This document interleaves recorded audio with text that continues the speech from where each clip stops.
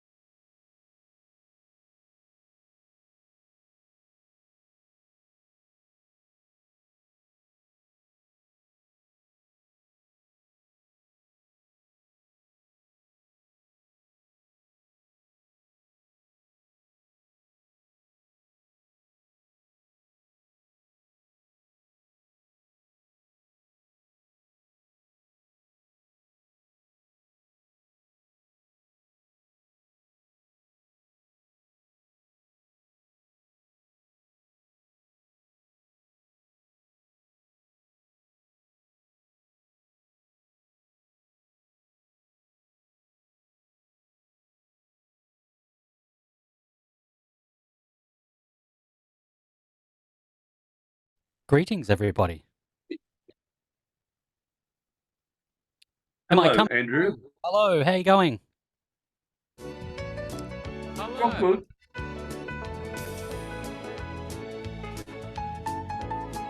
Oh, where's the pretty music coming from?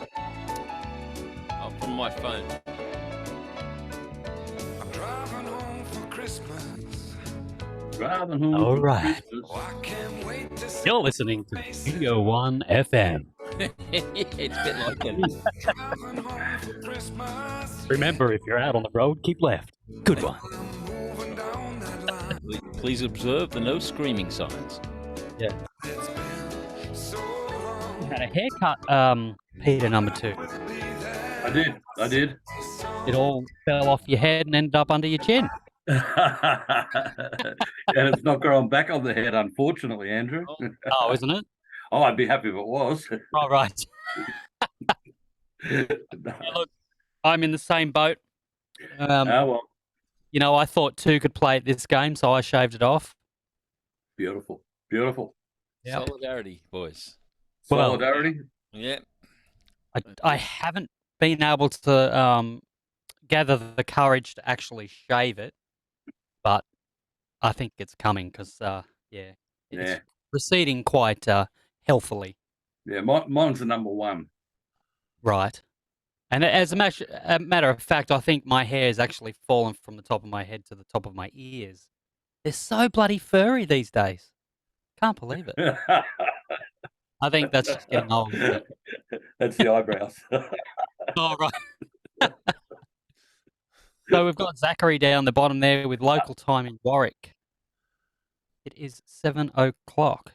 No, 5 Oh, past. it is 5:07.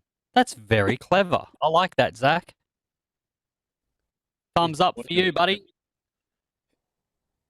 He's been working on that all year. Yeah, I bet he has. Yeah, he's like that. He's a very, very clever person, that Yeah. Zachary. Oh, yeah. You kind of got to watch what he's doing, otherwise, That's right. stuff would happen. So it looks like it could be just us for a little while. I am actually recording for you, Peter. It actually worked. Yeah, good. Mate. So, I can't guarantee the quality or anything, but I'll definitely do a quick edit and put it up on the YouTube channel. I wanted to start doing that anyway, so I'll see what it's like.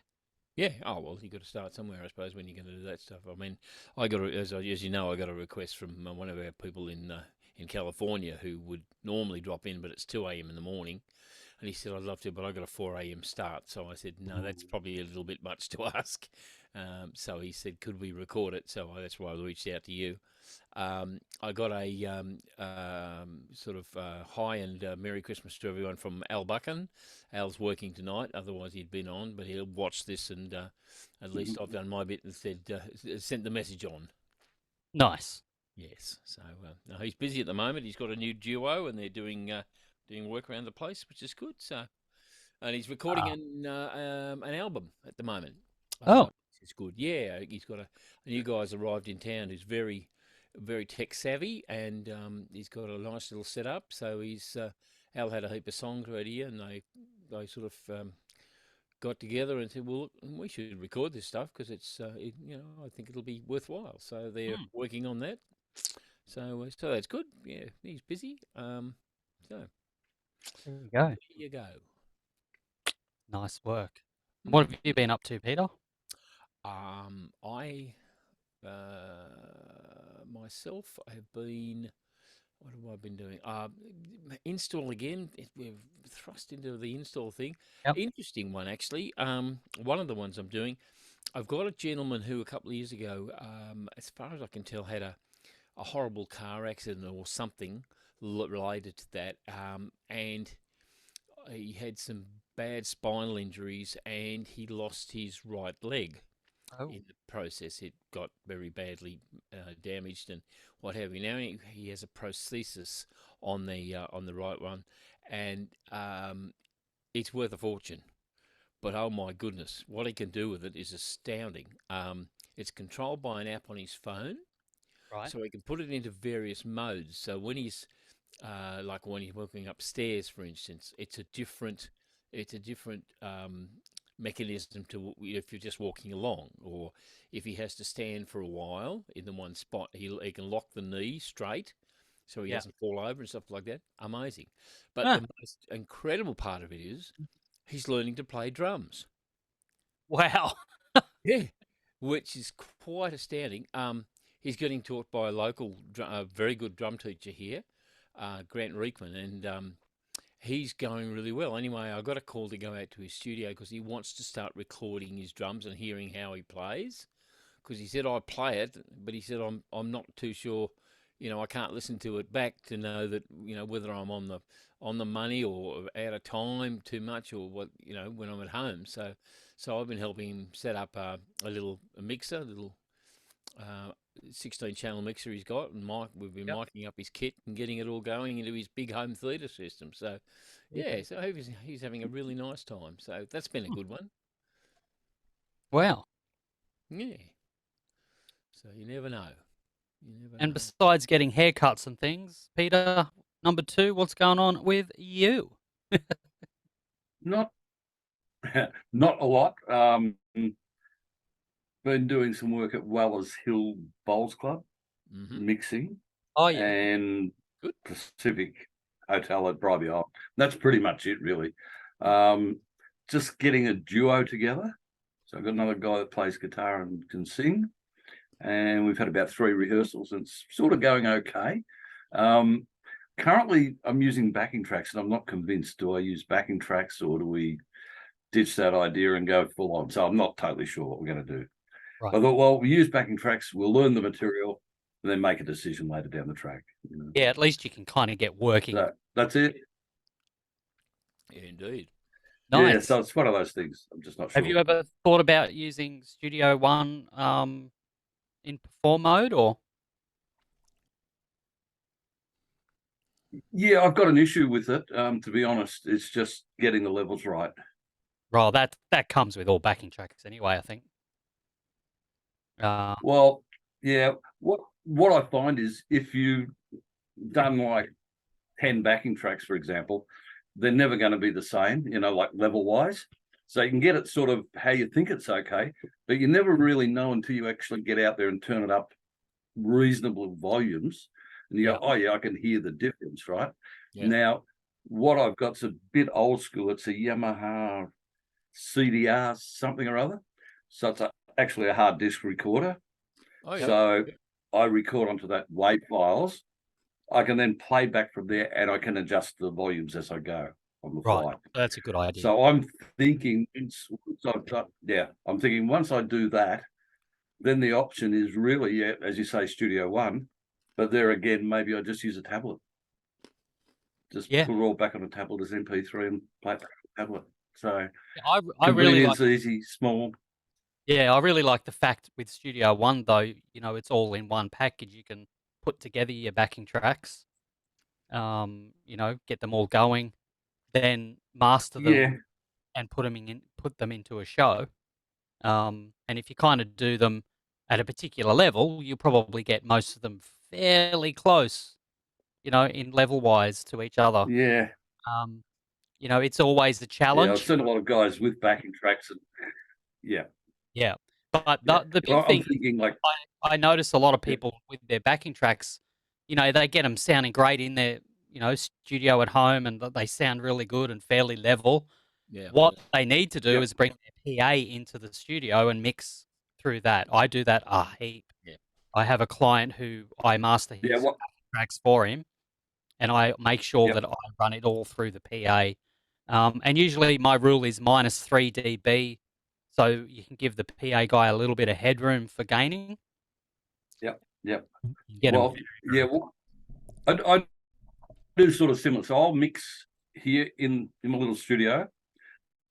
I've got 15-inch JBL set up out in the garage. That's where we rehearse. So if we're going to be doing live stuff, probably we'd be playing through those. So what I'll do it in the studio, put it onto a USB stick. We'll go and go, yep, no, that sounds okay. Or no, I need to kick the drums back a little bit or something like that. And the other thing I find too is in the car. So if I'm driving somewhere in the car, I'll throw it on and listen to the car system. But the real thing is listening through the PA, which I do. So having said that, you sort of work in the studio and go, oh, this is nice. But when you get out there, you sort of go, no, I want more kick, and I want it because it's for live. It's a bit different. So it gives me that option. And then what I'm thinking of doing, once I get the levels right there, I can record it all onto Studio One. onto the laptop and then make a decision what I'm going to do with it from there. Yeah. And also too, laptop's handy too, because Yeah. you can then take it out to your PA and just mix it on the fly. That's why in Studio One, Well, I'll leave this on out. mode, you can have Mhm. either stereo backing tracks, so everything all in the one thing, or you can have stems. So even if you are Yes. out there and the drums aren't just quite that loud enough, Yep. as long as all the tracks are the same level, you can Yep. then just pump that track up. It's I so mean, easy. realistically, I could do all that with the laptop as well, but I sort of don't bother. I leave the laptop in the garage with the PA if I want to run a USB through it and stuff like that. So I'm only using the Yamaha desk out there, but it seems to work okay. So yeah, but as you say, with the show page, that'd be fantastic. But the first thing I saw when I went into it, you can't adjust levels on the fly, and it's ridiculous. Well, you can easily. Mm. Yeah, but you can't go in there and say, okay, I want to set the level of this particular track at this, and then the next song I want to set at this so that they're level. You know what I mean? Yeah, that I think they assume that you've done that already in your mastering section. Yeah, that's a fair call, but Yeah. it's Master. as I say, I think it's a silly way of doing it. But But you know, I think that order of things is, the song page, put your song together, and then your project page, you make sure all your tracks are the same level, and then once that is done, mastering the levels of that, then you put them into the show page, and you can have even a back track on separate tracks with a volume slider that you can set up in the control to then adjust the levels if you need to as you go. Yeah, but sorry, I'm just recording in stereo at that stage. Yeah. So I've mixed down for 8, 10, 12 tracks, whatever it's going to be, into a stereo track. So left and right. So I don't know, just to me, it's easier for me to go, okay, run it through on the system I've got out in the garage, turn it up loud, go from that. I can flick quickly to another song, go, oh, it's a little bit, and then I can, sort of mess around. Because I just find I do have a problem in here with headphones or with the monitors. Oh, really? Okay. Sort of taking into account the different dynamics and stuff like that to get the same levels. Yeah. I always have an issue. Yeah. Yes. So I don't know. It's just a me thing. damn backing tracks are, everybody. And realistically, and realistically, what you're saying too sort of makes sense. But I've got a program called Setlist Maker on my tablet, so I can play audio back from there, have the lyrics, and actually scroll lyrics if I want to have chord charts, and it happens all at the same time. Yeah. Use it. Yeah. I've The only disadvantage is MP3, not WAV file. But even as long as it's 44.1, shouldn't be any problem. The other side of that too shouldn't be, no. With I can't. The Rockyoki stuff that I do, someone else did the backing tracks. Yeah. And the levels are friggin' atrocious. Uh-huh. So what I do on my PA is I put a limiter at -3 on them. And a little bit of a bit of compression to kind of level them out as much as I can. And then if it's too loud, that limiter will kick in and not go over the limit. Yeah. A lot of the stuff that I've got is actually studio recording. So their live drums been done in studio, saxophones, all that sort of stuff, and piano and keys and all that are all actually live. So they've come straight off the master. So I mean, they're pretty dynamic actually. Yeah. Oh, that's good. It beats the MIDI days. Remember that? Oh, I still get there sometimes. I go, I'm stuck, I've got to do something. And but yes, I do. There's actually a guy at the RSL locally here who I was walking through and I thought, that sounds a bit weird. And when I went round the corner, he's using an old laptop and he's using the MIDI sounds off the laptop for his backing tracks. Like, remember what those drums used General to be MIDI. like? It was beautiful. Beautiful. I couldn't believe it. And he had this beautiful guitar he was playing with too, and I'm just thinking, man, I would just turn the backing tracks off and use the guitar, to be honest. But yeah, Yeah, probably make more that sense. MIDI Yeah. stuff was terrible back then. We're so spoilt with what we can do now. Mm. Yeah. Oh, absolutely. No, for sure. Yeah. And Studio One's just fantastic, to get ideas and to do stuff. And yeah, absolutely brilliant. Oh yeah, definitely. Mm. Just so you guys know, Zachary in the chat has put that he's had a busy month. He's had 2 trips to Brisbane with training, and my friend sent me up a trash can Mac Pro. So it's been a busy month. Mm. Gee, you got yourself a trash can, mate. I've got a trash can here, but rubbish goes into that. Well, he hasn't told us what he's put in it yet. No. Yeah, look, Macs are getting so powerful now. I think that they worked out that the new Mac Studio is actually like 4 or 5 times faster than a trash can was. Oh, yeah. That's just crazy. ridiculous. How How much stuff? Just going back to our track leveling stuff, I've had a lot of success with the mastering page. Once you've got your mixes sounding pretty balanced and that sort of stuff, you've got that you've got a function in the mastering page in Studio One that gives you you can actually look at the LUFS values, the loudness values of each of your tracks Yep. as you go through. Yep. And that can help you actually, like, if you need a number to work from, that can help you actually say, oh, that's actually 4 or 5 LUFS louder than this one and stuff like that. And when you adjust them with that method, then you go through and listen to bits of each one and see, if anything jumps out at you, then clearly something's not right. But in most cases, it's pretty good. So Yeah. that's something to I definitely just do. I just find it's probably not. It's not a volume level. It's more No. dynamics. Yeah. So if you get some heavy dynamics in there, suddenly it's not looking loud, but suddenly it's louder than something else would be. That's the thing. I find a lot of the stuff that when I'm doing stuff for dance things, especially orchestra stuff for ballet and stuff, the dynamic range is just enormous. So if you get them to hear the little pizzicato string bits at the beginning and then their full orchestra at the end, I've just got to dynamically just squash it down so that you can hear everything. And yes, it's not ideal, but at least you're not tearing them off the front rows with volume when it comes to the big orchestral crashes and bashes and what have you.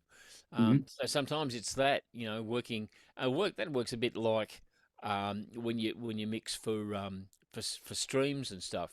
You've got at best 18 dB to play with, and sometimes backing track stuff is sometimes easier to manage if you squash that dynamic a little bit, and that might be what works for you. Yeah. Yeah.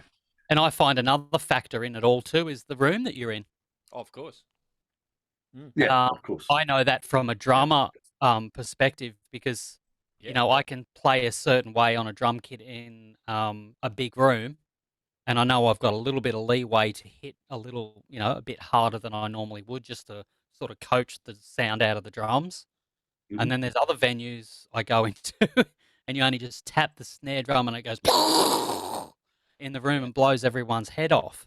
Yes. So I find that actually a lot. You might do too, Peter, but in Brisbane, there's a lot of sound guys out there that just don't take the room into account.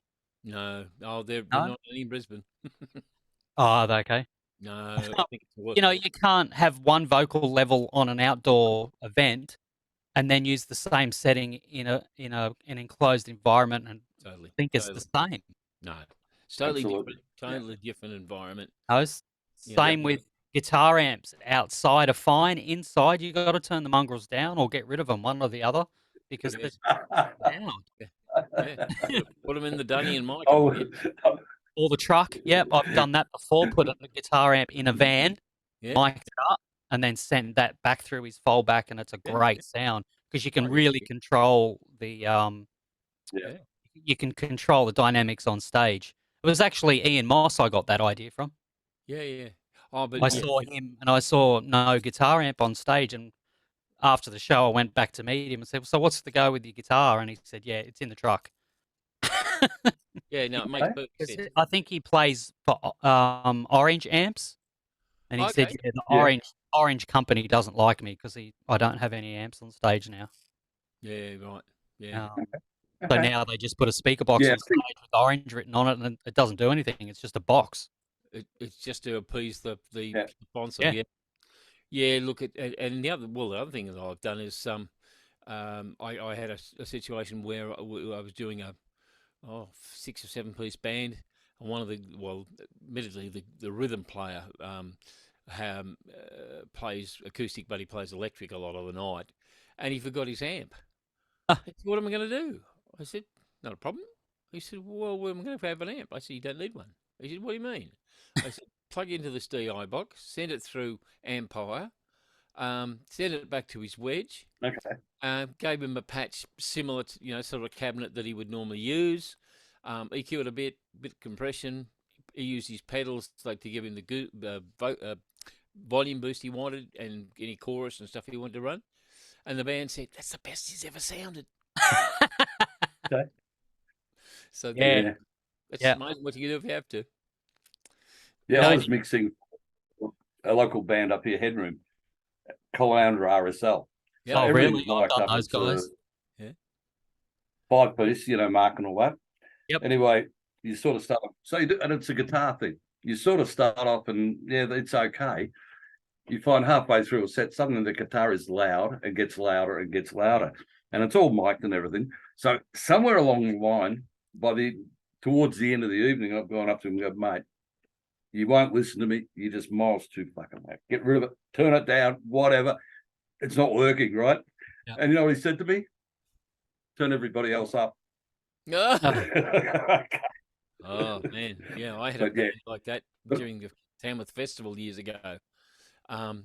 They were called I won't name the name. But anyway, this guy had two original Fender Twins, the really really loud ones, and he ran both of them. oh, they're all really loud ones. And I'm saying, Yeah. "Are you kidding me?" He said, "That's my sound." And I'm going, Yeah. all you can do is try and mould the rest of the band around it because he wasn't turning down for nobody. So I hear your Yeah. pain, Pete. Absolutely.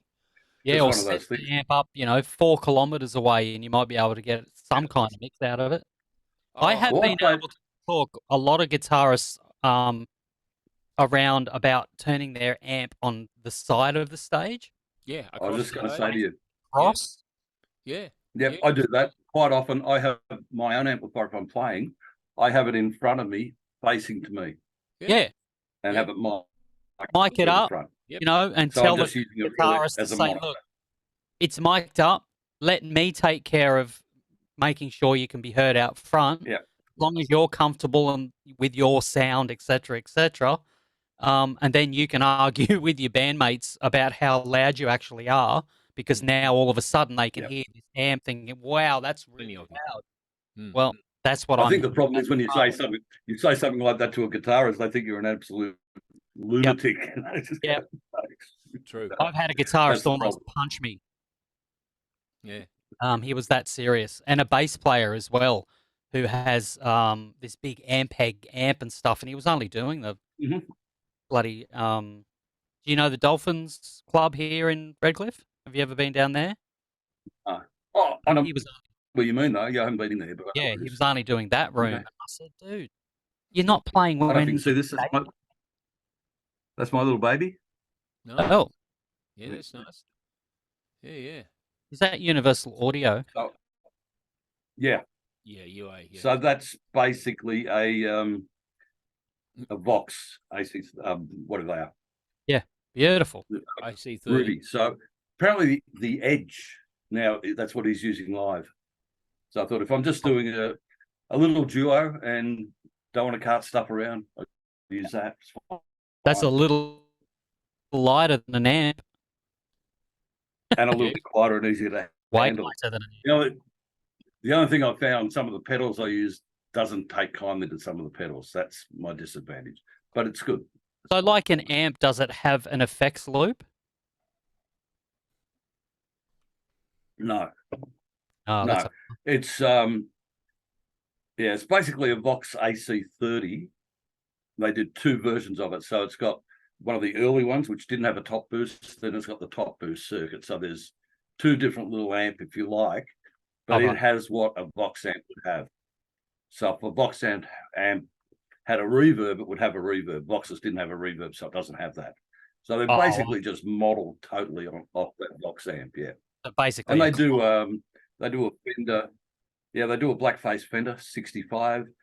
They do a Marshall now, and they do an older tweed Fender as well. But yeah. So I don't they think do sound pretty convincing. I don't think you'll appease a lot of guitarists out there, because for them, an amp on stage is the look, and they've all got it in their head that their sound that they're getting from their amp is what's heard out front. It's not like that. You've got to have someone you trust. That's why I said to one band, I said, well, look, if you're not going to listen to what I say to try and get the best sound out front for you guys, hire someone else. I can't help you. Exactly.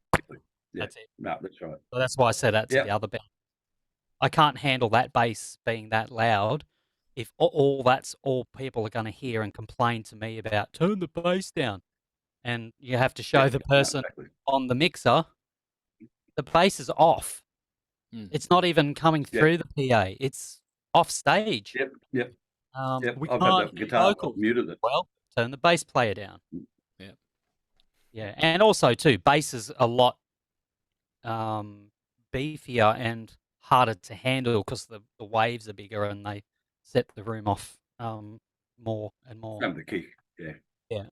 That's why I love turning up to a gig and there's all foot pedals on the on the stage, and the venue itself. There's a few venues down here that have actually banned any amps on stage. That includes fallbacks. Okay. Just that they have learned no fallback on stage. No fallback at all. So all in ears. So all ears, yeah. So we did a venue in the Valley called the Fitzgerald on Saturday, and they were like that. They said, "No, we don't want amps. It's only a small room." Okay. And so everyone was in ears.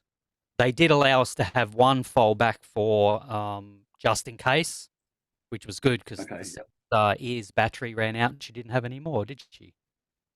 No, of course. Well, actually, no. It's not that she didn't have any batteries. It was one of the self-charging things. Oh, what's that? That's a David Eden WTD1. It's a bass preamp. So it's basically a David Eden amp in a pedal. Wow. Yeah, I've got one of those. It's awesome. Really, really good. So I've got that as a standby if I lose a bass player. I stick him through that. It's got a DI on the other side, like a 3-pin XLR on it. It's awesome. Yeah, have a look on the David Eden site. But WTD1, it's in the chat. Oh, yeah, I'll see that. Yeah. Nice. David Eden. Too. I bought one. What sort of money, Pete? I think I didn't. $1 million.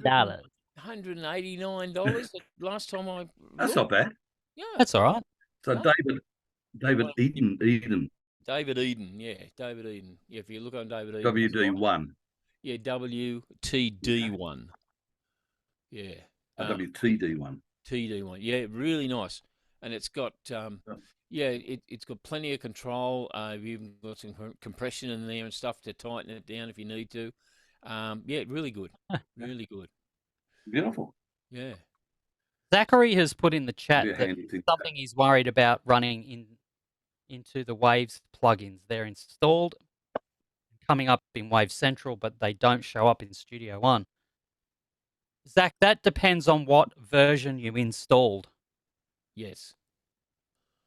Did you install VS2s or VST3s? Put that in the chat because I found that with Waves. Now, to be honest, I've really gone off Waves because last time I tried to update things, they wanted more money. Again and again and again, and it's like I've been getting so many emails, and man, Black Friday was a nightmare. I think every hour I was getting a Waves Yeah. email saying, you know, Oh, I've we've got got stuff from 30 just about bucks, everybody. blah, blah, blah. And to be completely honest, I've been using just Studio One plugins and Isotope for pretty much everything. Every now and then an SSL plugin that I've got. Yep.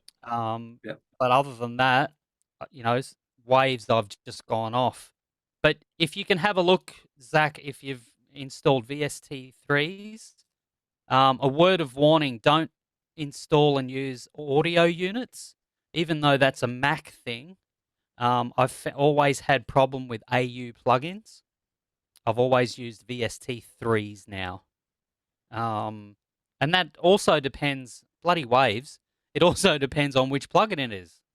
I Oh, always had trouble with the, is it the C1, the limiter thing? CL1, maybe? It would never install and update properly. But yeah, don't be worried about it. You might just need to install, run the installer again and just make sure you ticked, because I know in Waves you can tick, you know, what's the Pro Tools one again? I can't remember the name of the extension, but it's the Pro Tools one. It's VST2, VST3, and AU. okay. Just tick the VST3 and give me a nod, Zach, if you've actually run the plugin updater in Studio One at all. You're not sure. No, no, you didn't. I think it's Hang on, I'm just going to check here now. Is that what it's called? A plugin updater? Oh, Something like it's the activation or something, isn't it? that. Not the activation, installation or something. No, I'm just having a look here. Files. One. Oh, that's right. It's under preferences. And I'll scan and stutter. yeah. How can I tell File, what like VST plugins, and then how can and I startup.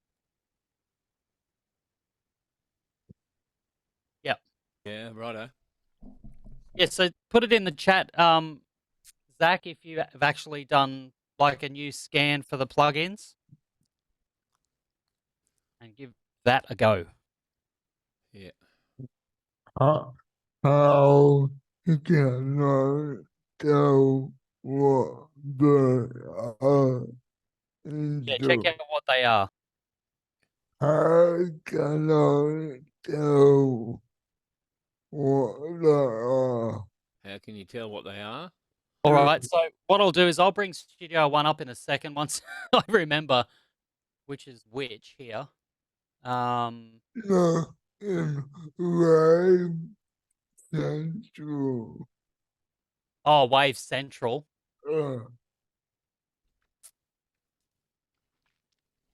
Hey, there's a part in Studio One where you can see the plugin. Oh, I can't remember where the plugin manager is. Isn't it on the browser, bottom of the browser? Or am I wrong? On Studio One. You reindex and what have you, plugins and all that? Is that the thing I'm thinking of, or am I in the wrong place? Oh, there's. Hang on, I'm working it out. Cracking Okay. view. It's locations. Is that what you're talking about? VST plugins. Oh, here it is. Plugin manager under the view menu. Yeah. Yeah. Right. Right. So let me share. Do you want me to share the screen and we'll Yeah. Show us what you're talking about. We might all learn something. Oh crap! What have I done? No, it's all right. Don't panic. Don't panic, everybody. Studio One. Here we go. Share. Ah. Yes. I've seen that. All right. So that is in that menu view, and it's under plugin manager here. Oh, okay. Where Okay. you Well, you get. the I've got to that through Okay. the bottom of the browser area there. Oh, you mean the homepage? Well, no. When you've got a song open or something, and you've got the browser open on the right, in one of the tabs there at the bottom, it is a reindex or update plugins or something, and it brings this Oh, up. there we go. Yeah, if you've got the browser on the right-hand Yeah. side, at the Yeah. top, you can see there's a home button. Yeah, that's the one it's Then in. down Yeah, the bottom, it says here, Plugin Manager. that's the one.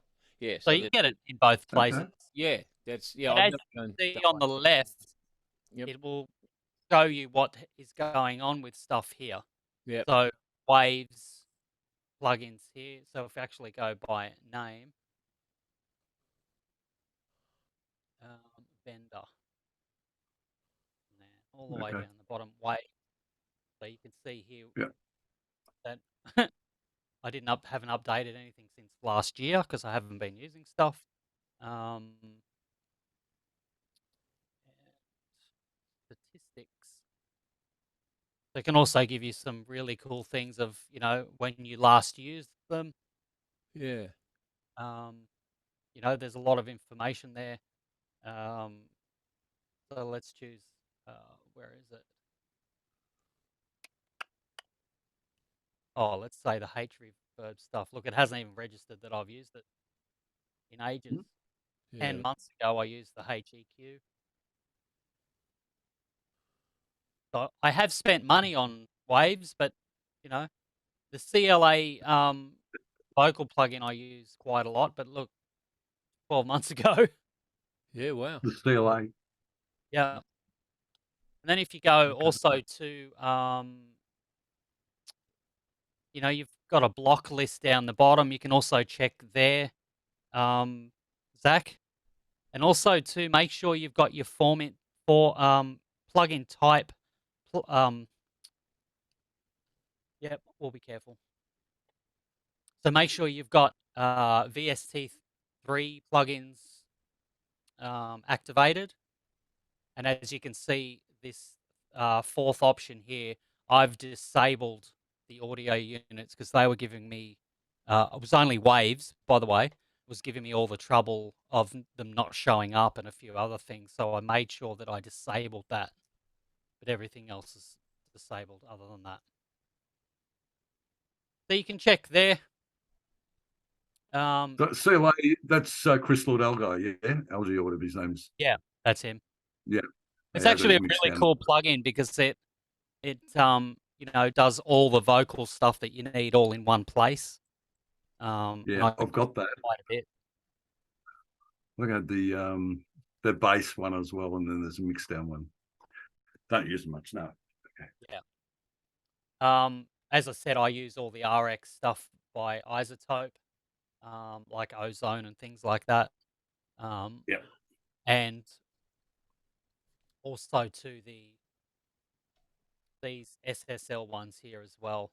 The vocal strip, the drum strip, the native channel, and the bus compressor. They're all, I've just gone on to the mentality that if I need a plugin for a certain job, I'll keep note of it, and if I have to do it, any more than 3 times, then I'll buy the plugin, as opposed to just buying it for one job, and then, as you can see with all the Wave stuff, I don't use it.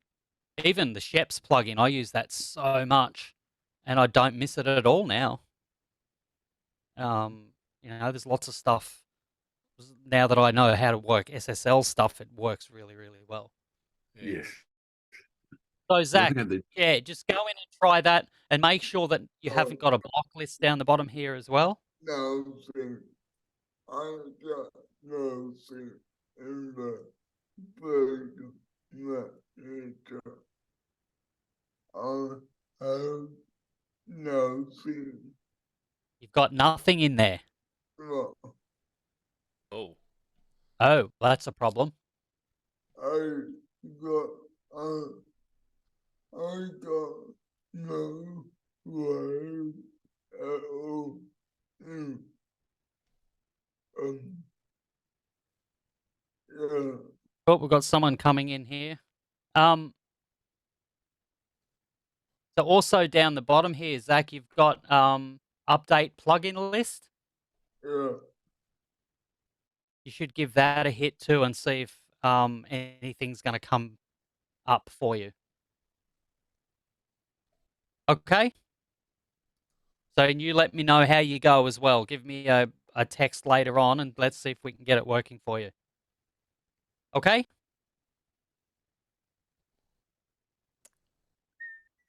Very good. Yes. Mm. Nah. Okay. So while I'm here, I thought we'll see. TK, are you there?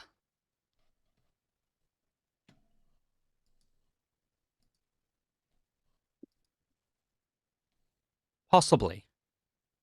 Maybe. Anyway, he might be he, she, they, them. Yeah, it might be just listening in. So what I Yeah, thought I I've would been do I is, listening. have a I'll try to jump in and follow you guys. oh, how you going? Doing great. Thank you so much. Happy to be here. No problem. So yeah, Peter made a good suggestion before that we just have a quick look at Open Air 2.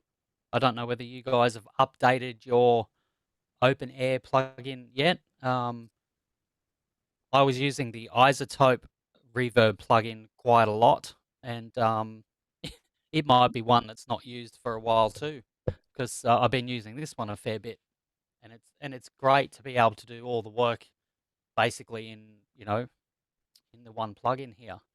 So it's even included some pretty little pictures and stuff when you change. So if you go to your Studio Plus area, you should now have a download of the 3D IRs. So even though these, as Gregor says in his video, even though these are updated basically for surround sound and the Dolby Atmos stuff, because they all are up to, as you can see on the right-hand side here, 714. So it's quite wide, but they're really, really cool plugin, really cool plugin to use just in your normal, putting guitars in certain rooms and stuff like that. Yeah. So if you go and just download the 3D IR impulse responses, you get a whole heap of selections here. So we've got chambers, everything from the church, to a classical studio, an opera house. Now, I've found too that a lot of these pictures are the same, but you can actually download, put your own picture in there if you wanted to. So I've got just down the road from me, there's an overpass and it's all concrete. And I've recorded a snare drum in there, and I want to go through the process of making my own IR. So I will be able to take a picture and put it up for quick reference of, where it was set up, which is very, very, very cool. So yeah, there's chambers, there's halls now, different spaces, like a tunnel there or Mm. a Yep. canyon. I've noticed too that, yeah, it does want to have the little spinning ball there for a little while too. I think because of the pictures. Yeah. There's the big stage one. Could be. Tunnel, which is probably one of my favorite ones. So I'll just I've got a drum loop set up here so that you can actually hear the reverbs in action. Hopefully it comes through, Peter. Cross fingers. Yeah.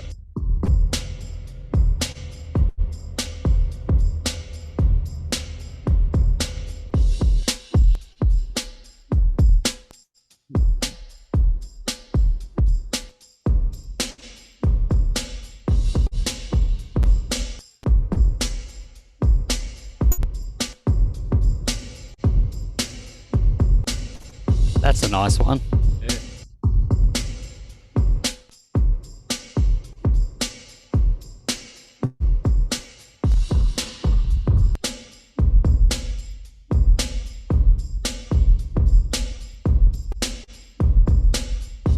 So that's probably a really nice one to work with.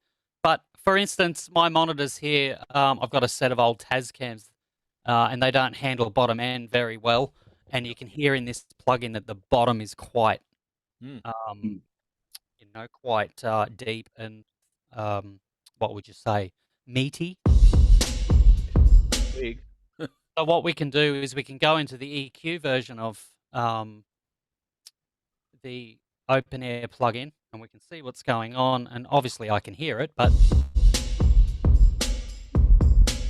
so now we can start high passing the bottom end.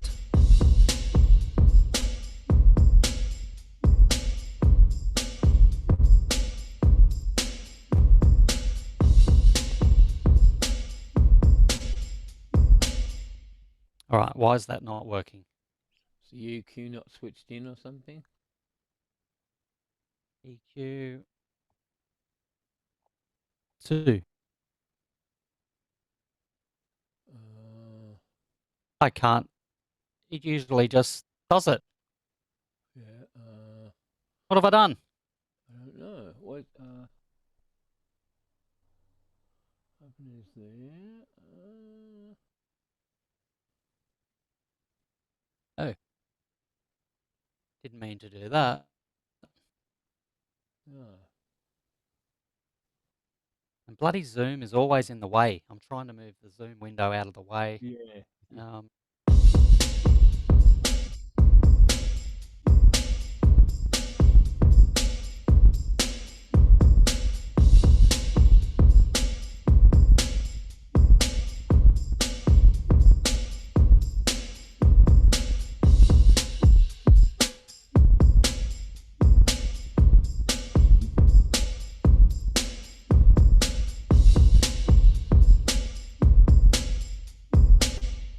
All right, ladies and gentlemen, I'm a little bit confused here. I've obviously turned something off. Yeah, I'm just wondering. What have you done? Can't switch it on and off. What the hell going on? Strange. Let's try. Might be that particular setting.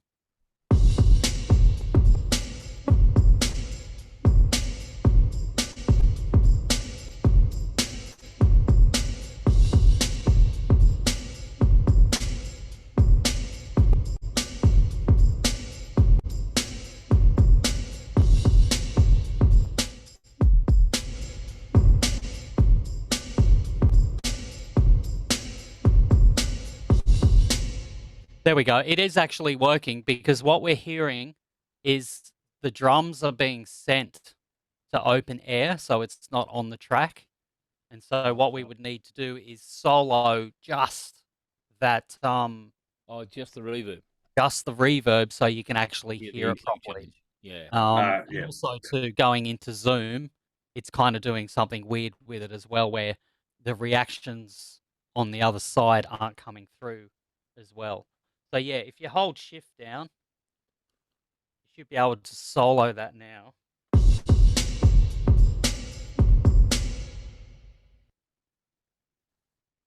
Okay, what's going on?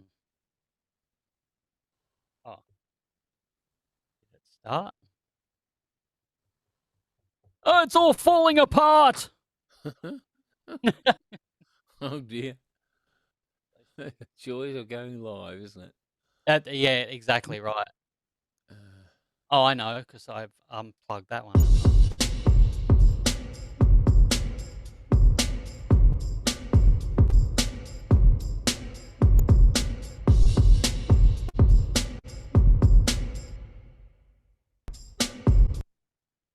Here it is here, look. Pre on off. Okay, it didn't work again.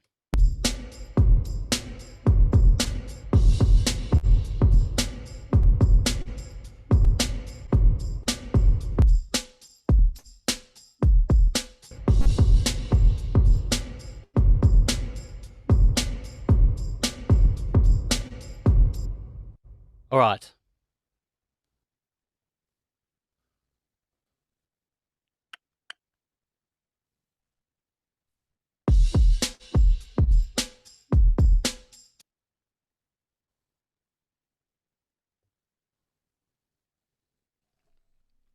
Doesn't want to work. There it is. Got it.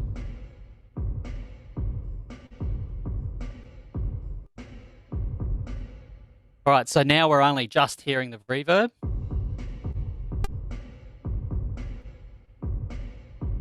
Okay, so if we go back to open air.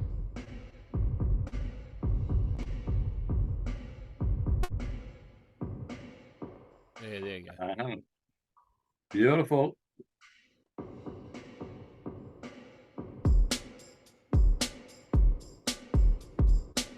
See, that's cleared that up straight away.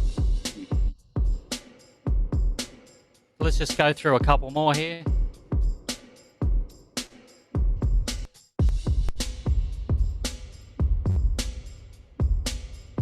Oh, that's got a nice bottom. Big button. Oh. So again, if we go to the EQ here, it's taken some out already, but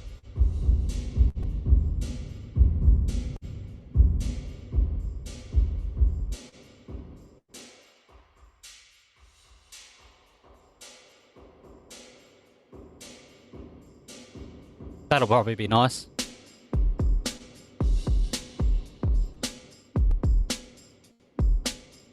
See, even only with like 70% up, if we take the open air off it, it really adds a lot of character to the drums. Yeah. It's certainly got depth that it didn't have before. Yeah, a bit of air. And again, it could probably...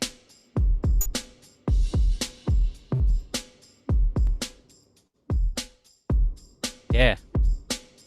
So even with just that little bit there.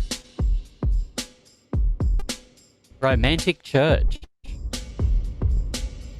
Oh yeah.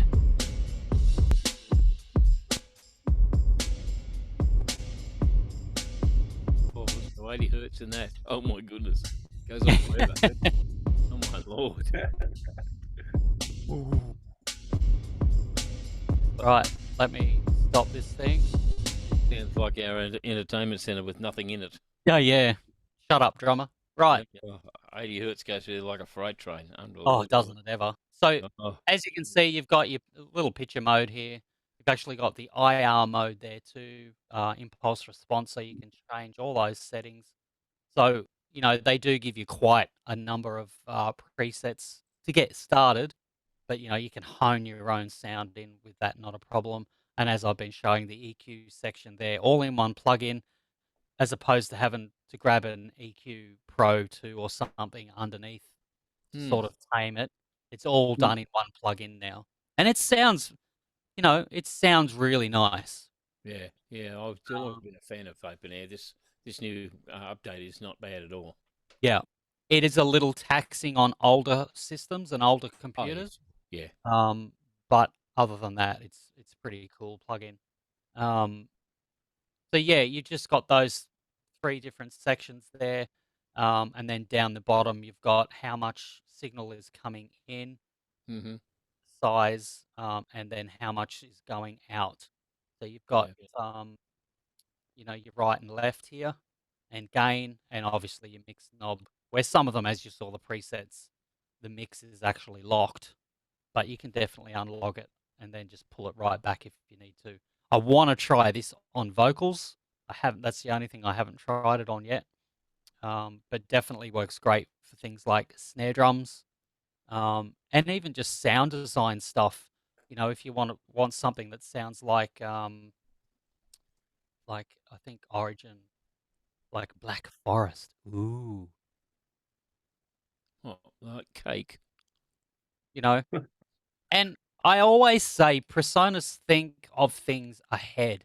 So if you wanted, for instance, if you're doing some location sound, maybe for a video, or you're doing some movie shooting or whatever, and you wanted some sound effects to sound like they're coming back, you know, from the same room, you can either one, go back to the location and just record, you know, the stuff you need at the place that you recorded the video, Sure. or you could just go back and do your own impulse response, bring it back, take a photo, and then bring it back, put it in a Studio One, and you've got your room back again. so that any of your footsteps or your Foley with clothes moving and any effects you've done, it actually, to me, I can really hear the difference if I'm looking at a situation and it doesn't sound right. Hmm. Like just slapping some reverb on there, you can get it convincing, but it's Yeah. just nice to have the original thing. Yeah. The other thing I haven't tried impulse responses with an open air is actually guitar impulse responses. It's something I want to look into because, as we mentioned, with Ampire is a great plugin, but I'm not sure whether it has an IR loader or not. Now, now that Fender has made It does. It does, Andrew. it does it? Yeah. Now that Fender has sort of acquired Presonus, I'm waiting to see some Ampire updates with some Fender amps, and all that kind of stuff, which would That'd be be good. bloody awesome, I think. Yeah. So it does it so that you can make your own impulse responses Yes. from the plugin. And as I said, they're always forward thinking. So if I go to the IR maker, many people don't know this exists actually, which is this guy here. I think I've ever used it, if I'm honest. Um, I'll have to. no, it's one of those things. It's a bit of a learning curve. What the Ah. heck did I do with it? Oh, here. So I'm just going to put it on a track down here. And so Oh. there's many things you can do, as far as putting the file in and having it do its thing. But it also, under help, it actually gives you a way of, what you need to do for the setup, how to set the latency, the output path, Oh, okay. and a whole heap of options there. So I really want to dig into that one day to try and make my own IRs. Wow. So Yeah, obviously, when you open Empire up and you go to the cabinets and stuff, the very bottom one is user cabinet. That's where you'd load your IRs. okay, so it's where am I? Empire. I'll just load it into another one. Under cabinets, did you say? Yeah, just no, the other cabinets. Oh, cabinets. Mm-hmm. Okay. Yeah, you should be able to scroll the way down. Sorry.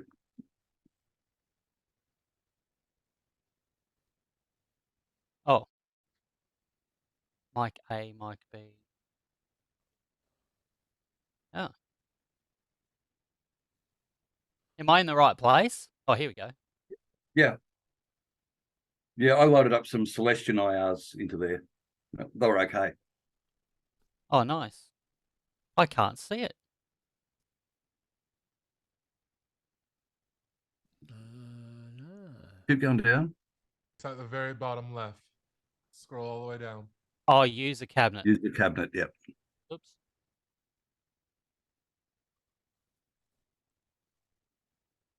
Oh, right. That's the one there.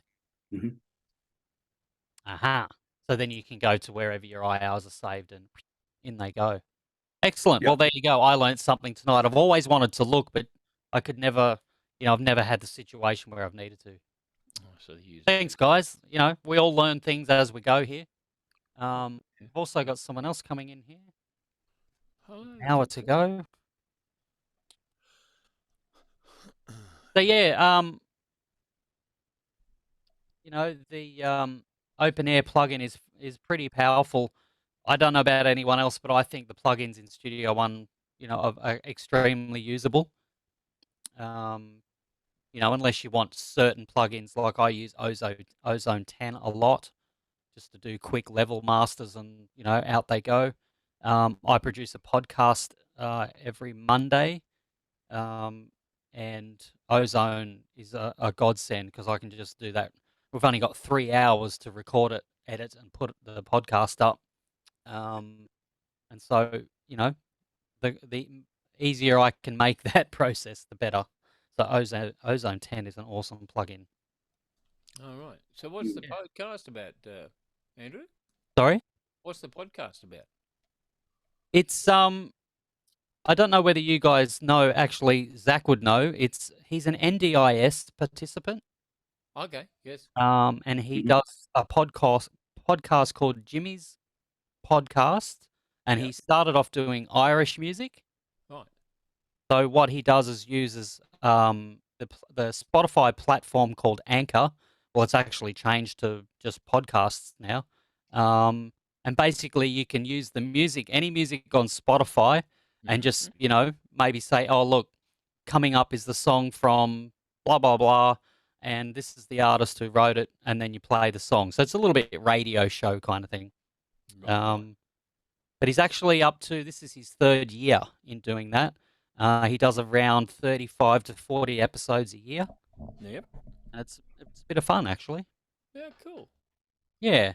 There's Yeah. there's a few things that maybe some people might use on how I've been doing that podcast. So it might be interesting one day. I might do a YouTube thing on, how I run that process of uploading each file to Spotify. It's very, very easy. Mm. And actually, I do all the level mastering just in the song page. I don't even go out to the project page for that one. Yeah. Right. Okay. Yeah. I've got a bit of maybe interesting stuff I've been playing with. I don't know if you remember, Andrew. I was having some issues with Studio One recording for about an hour, and then it just drops the record Oh yeah. at random. Yep. All tracks. It's just like you basically cut it right there. The transport keeps running, but it just drops out of record mode. We seem to have narrowed it down to this is a Windows machine. Mac would never do anything so stupid. It's a Windows machine, and what I discovered was in Windows, in their infinite wisdom, they're having a lot of issues with the 3.1 USB ports, doing all sorts of weird and wonderful things. And at the moment, what we've managed to find out so far, in some cases, the compatibility mode can assist it. You've got to kind of try it and see on your machine whether it's fixed anything or whether it hasn't. In my case, it didn't make any difference. So then I went looking for stuff, and I was talking to Chris at Link, and we had a chat about stuff. In your advanced power management in Windows, you can set up. You can see where there's a drop down menu there, and it goes through various ports and what have you. And it's got a setting for USB ports that basically allows Windows to shut down a USB port when it thinks it needs to save power. You can disable it at that point, but that doesn't necessarily stop it from happening. So then what you've got to do is go through your device manager and find your USB ports there and go to its properties. And some of them, and not all of them necessarily, but some of them will have a power management tab. And you also have to, when you find each of those, you have to disable the ability for Windows to shut down the port to save power. It's a power management thing. It also will apply to if you're using a hub externally attached into your computer, because some computers have very limited USB or USB-C or what have you. When you attach that and it's operating, you also need to go, because some of those will have the same power management as default. So that seems to have fixed my problem. Jeepers creepers. It's a nightmare. Wow. It's a nightmare. I think it's one of those things with Windows, and there's a few other things too that do the same. They shove all options in, in that area. Yeah. And it's like, well, you don't need a lot of it, and by default they switch it all on. Oh yeah. Where it should be the other way around. They should have it all off, and it becomes an option if you need to use it. Well, I know. Yeah. Strange, I but think anyway. that would be the logical thing to do, but that's Thanks, like Bill. that's like Microsoft will probably never ever tell you they'll give you a patch to fix something, but they'll give you an upgrade. Yeah. You know, Yeah, we've got an strange. upgrade for that, but we'll fix it. Oh, well, there's an upgrade. So I'll have the upgrade. Yeah. You know, Hey, yeah. welcome, Brett, to the fold here. How you going? Where are you from? I'm from Denver, Colorado, in the USA. I just Oh. happened to be up late working on something and Cool. wanted to see what was going on Studio One Plus, and saw that this was actually active when I was still awake. So I thought I'd pop in for a little bit before I go to bed. Welcome. Nice. Welcome to our little Aussie group here. We're all crazy, as you probably know, us Aussies down here. I've seen Aussie rules football enough times to see it. Yeah, that can be kind of crazy. Yeah, it's the only time Yeah. I've ever seen anybody giving a halftime interview whilst bleeding from the head. Yeah, that's right. We're tough down here. We're So tough. how did you play? Yeah, it was really, really good. Oh, I'm dying. Talking about well, that's a slow half. We're looking forward to picking up the pace next half. It's like you should be getting stitches in check for concussion, mate. But okay, whatever. Yeah. We call it kill the dill with the pill down here. Yeah, so welcome. Thanks for dropping in. We're sort of in the who's having problems with Studio One kind of stage of our little meeting. Normally at the start we sort of go around the room and find out what people are doing, and then we move on to some new stuff. And we're all here to learn together. There are no experts in this room. Some use Studio One more than others, and that's just the way it is, really. But if you have any questions you can think of that someone might be able to help you with, or any little tips and tricks and stuff, this is our last I've been meeting in- for the year too.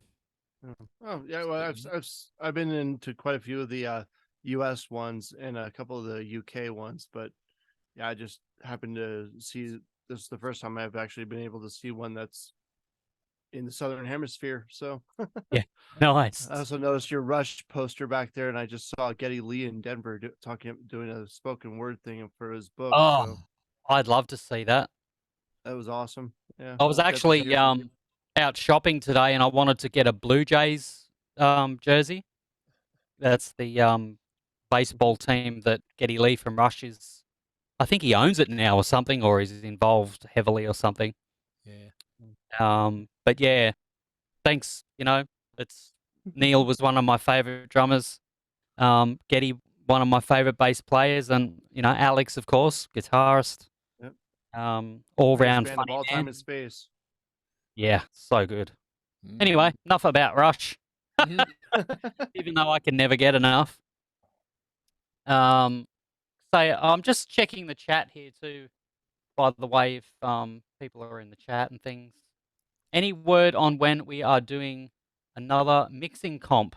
Yes, well, that was meant to happen this year, but obviously with all the things happening over at Link and a few other things going on, the organisation of that didn't happen. Only because we wanted to do something big and different to, get a studio involved and do Yeah. all that kind of stuff. But hopefully next year, Zach, we'll get into that. That's something I want to do, more competitions. And I noticed that Joe and Gregor do their mix critiques. I've Yes. actually got it down. The next one is the 14th, which turns out it's not too bad of a time for us here in Australia. It's from 6 a.m. Oh, Um, time for so breakfast.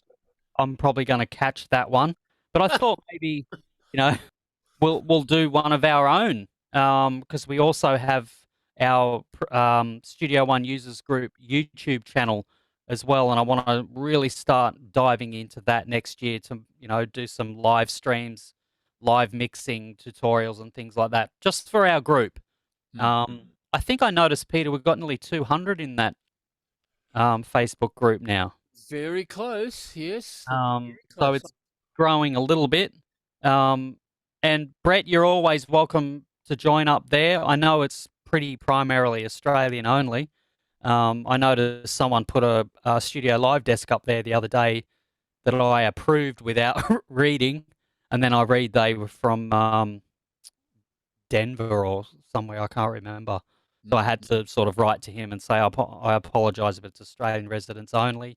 But, you know, if you're a Studio One user and you want to hang out with us Aussies down here, go for it.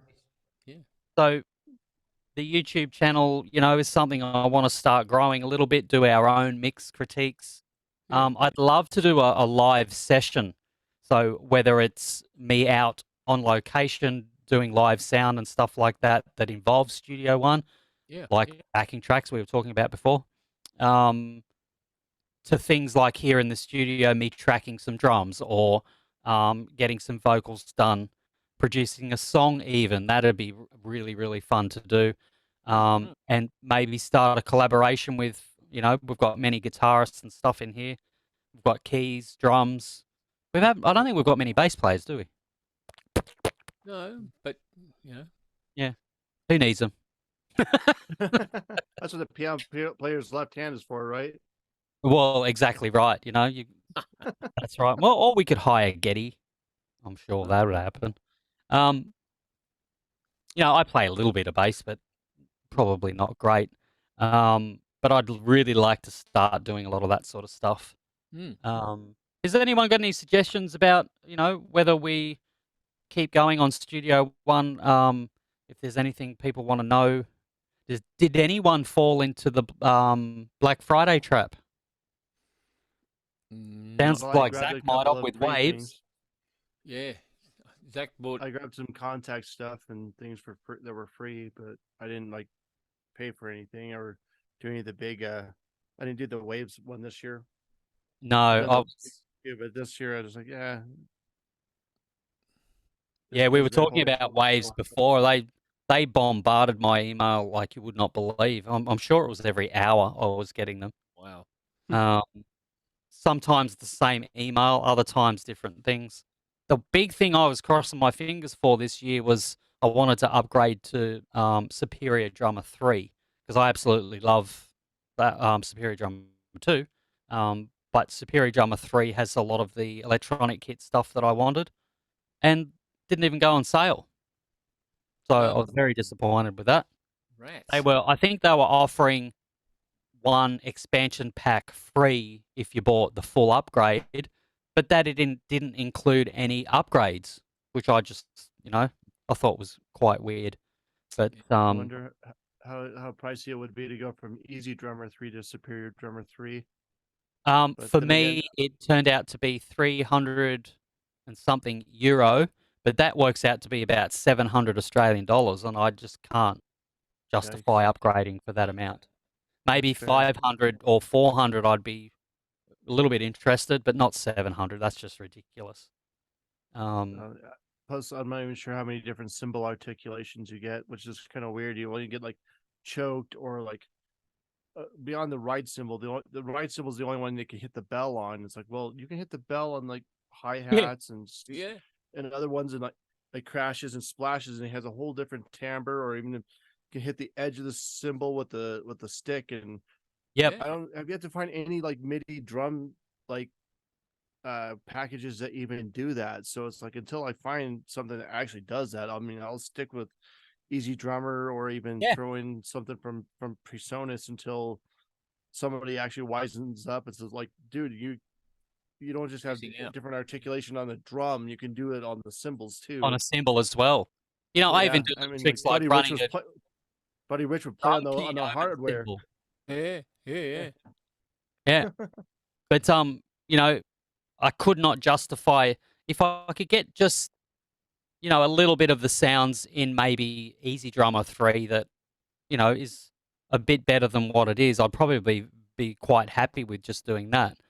But a lot of the expansion packs don't work in Easy Drummer like they do in Superior Drummer. And if they did just, you know, I'm pretty sure what they should do is go, okay, we've got this for Superior Drummer 3, but here's the Easy Drummer 3 version that's just pared back. you know, just enough for you to use like more snare drums and a few more crashes and things like that.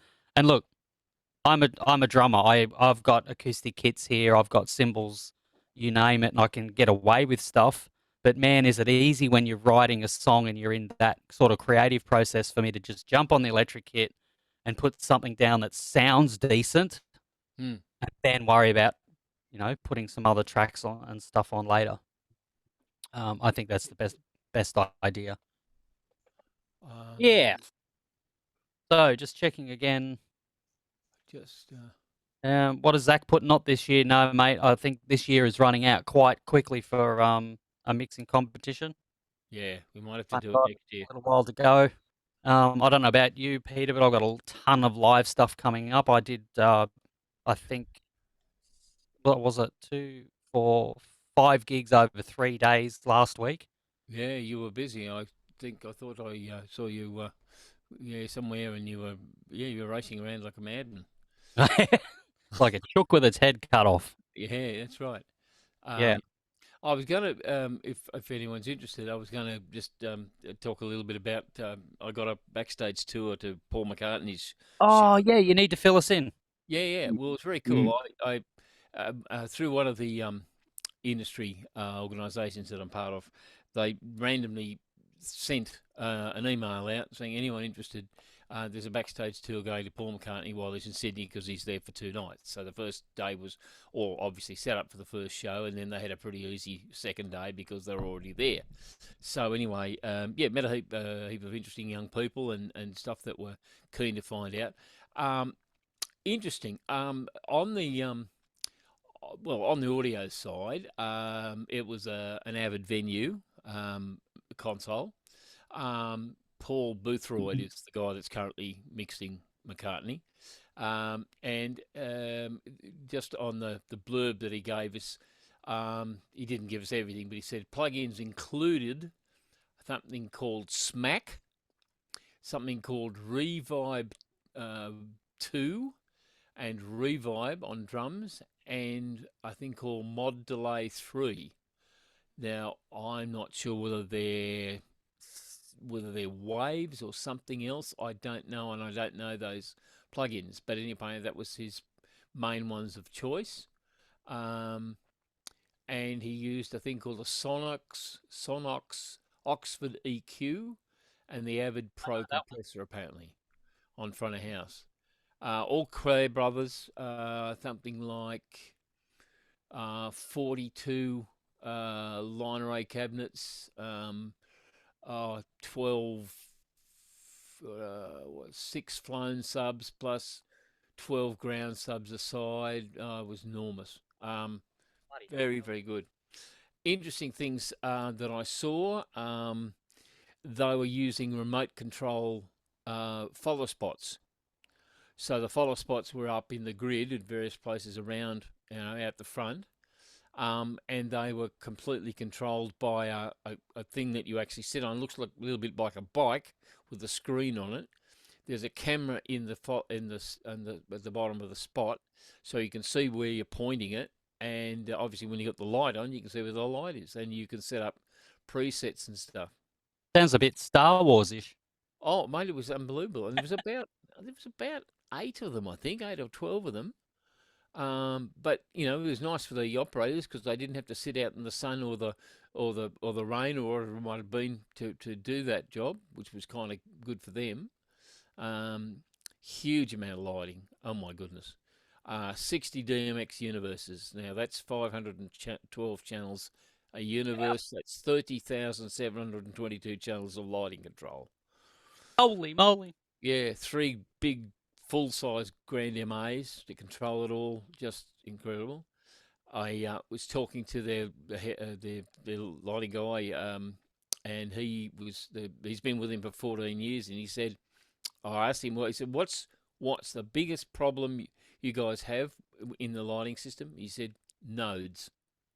He said, they're the bane of our lives. He said, they still haven't got the processing and the software right to process the amount of information that we need to go through them.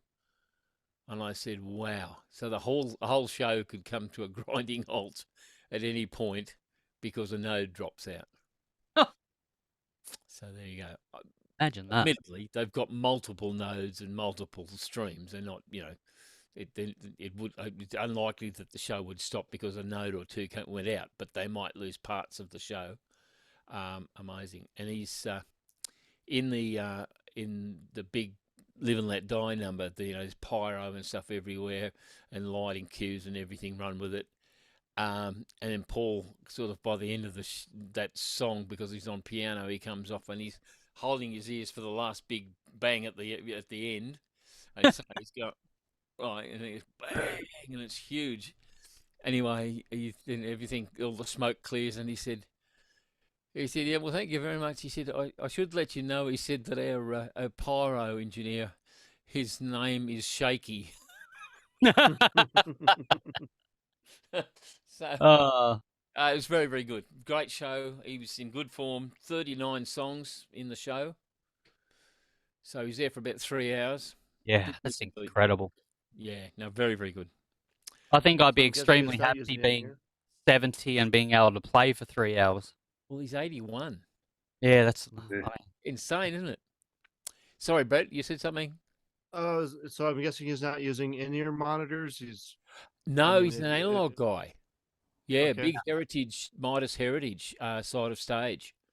His front of house is digital, but his on-stage stuff is all analog. What does it tell me? I've got a little Because blurb. he wouldn't have to plug his ears for the big explosion otherwise. Oh, They yeah. just have to Yeah, well, mute he was. those That's mics. right. He was. No, that's right. That's exactly right. I think his keyboard player, who the musical director is the keyboard player, Paul Wickens. He wears IEMs, but the band has opted for Claire R4 side fills with subs under them and SRM wedges for monitoring. Yeah, so he uses Audix on the drums, Shores for vocals, What's his vocal mic? SM58A. You know, that's the thing. If it works, it works. Absolutely works. Yeah. So there you go. Yeah. So it was good. It was good to see how, what I can't afford. Yeah, that's right. But being If I could able win the to, lottery. yeah. Yeah. But even the stress of being the guy in charge of it all, that would be the incredible job to have. Oh, Obviously, if you're doing it, yeah. 4 or 5 times a week for the same artist, obviously you're going to have a lot of things set and kind of ready to go. But the whole stress of, right, we're ready to start the show, cross our fingers, everything goes. And That's right. amazing show.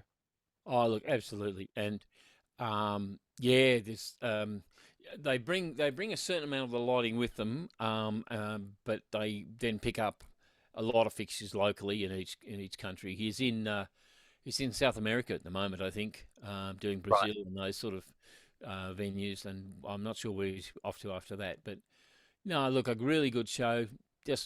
And they mix it up, which is interesting because I saw them in Newcastle first, and then I got this offer to go to the Sydney show. So, and he kicked off the Newcastle show with a different song that he did in Sydney. Oh, nice. And he says in his interviews, he said, one of the criteria of my band is I could change the set list in a heartbeat, and they've got to be there ready to go, and they are. So Perfect. yeah, great. I think I've heard he's even changed the set list like minutes before the show starts. Yeah.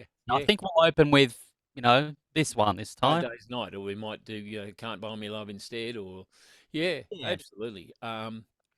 Look, just what an opportunity for you too, Peter, to get back there. That would have been awesome. Oh, mate, it was great just to see, the amount of stuff they can do and things like that. Like it was just how the other half lived. It really was. It was just amazing. But no, they do lots of that sort of stuff. It just got to be in the word where the organisations will just put these little feelers out. Because they can't take hundreds of people, obviously. It's got to be, an hour and a half, 2 hours or something. Leroy, who's his lighting director, said, he said, it's all about the relationship with the artist. And he said, we spend a lot of time, basically working out, the artist's vision for for the song, and and programming. He said we spend hours and hours and hours programming, and then Paul will sit down with us and go through it. He said, yeah, that works. That I like that, and it's different to everything else. So he's very hands on.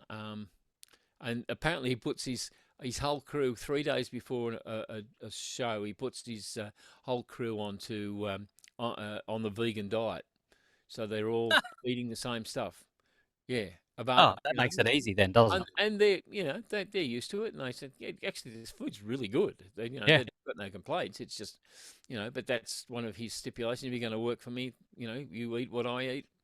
And he's prepared to do what practically anything that's required of him. So he leads by example. There's no doubt about that. No, that's very interesting. And as I said, what an opportunity to see him yeah. live, but also being able to look at all that gear and just ask questions and go, "How do you do that?" or "What's that?" And that's incredible. Oh yeah, Yeah. very very good. But yeah, good team with him. And obviously the fact that they've been with him for so long, Yeah. he's very comfortable with what everybody does. Mm. His drummer is absolute lunatic. Oh, I love him. Great, Abe Laboria, isn't it? Yeah. Yeah. He, at one stage, they come down to the front of the stage, and they're doing this sort of semi-acoustic sort of thing where he's got a tiny cut-down stand-up kit, and it's a kind of the song. I can't remember what the song was now. I could look it up, but it's sort of a good little simple little dancey number. And he go, and obviously the video people are right onto him, and he's doing all these modern, dance floor sort of things, like he does the sprinkler and he does this, that, and by the end of the show, he just gets this huge round of applause because he doesn't take himself at all seriously. He's a very funny man, but he's there. He has a great time. You can just see, he looks like he's. What else would I be doing? I'd be here. It's Yeah, that's right. This is what I do. It's great. I love it. So Yeah. So if you get sick, Andrew, I'll let you know. Yeah, thanks, mate. Yeah, a little bit of a Hey, in Studio One, there was one thing that I discovered the other day that I thought might be a good workflow thing to share with you guys. So I'll flip over here to Studio One again. If I can find Zoom. Bloody Zoom. Share screen. Here we go. Here we go. Okay, so I don't know whether anyone, while they're editing, ever uses a part of the ruler up here, the looper. Yep. So if you're, for instance, listening to things back over and over, it's really cool to be able to set a loop and just have it play while you're kind of working on your parts. A section, yeah. What I really find useful, and probably most people know, is that you can actually have it follow any of your selections. So let's say you only wanted to hear this melody here and loop that. You'll notice that the loop doesn't follow exactly. It's not set to that. Yeah. No, it's not set to that region. No. If you actually go down to the loop at the very bottom here, the loop activate button. Yep. And right click, or I use a trackpad, so I just use two fingers to get that option open, which is called loop follows selection. Okay. So if you click on that, you'll notice even straight away, now that I've selected that option, that region is now looping to where it needs to be. Yep. It even means that if I want to loop both of these, bang, it now just sets to wherever I'm selecting. So if I want to listen to this quickly over and over, it's a really cool workflow trick to have. But not only, sorry? Yeah, sorry, I was just going to ask, so when you've set that option up, is that only for that song, and you have to set it for the next, for a different song? Or is it a thing that Studio One, whenever a song's open, it has that option? No, as soon as it opens, it will have that activated.